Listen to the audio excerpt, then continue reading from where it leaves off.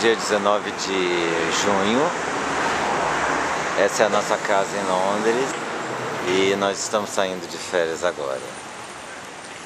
Vamos para Itália.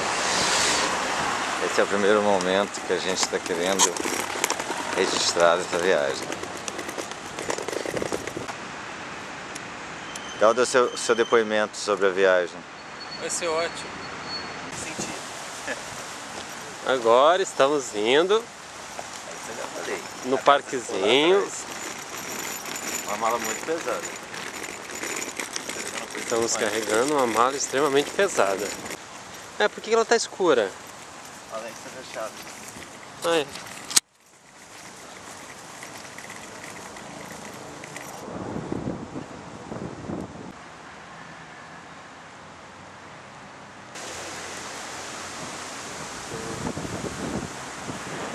Aqui é a área da nossa futura casa quando a gente voltou da Itália, provavelmente.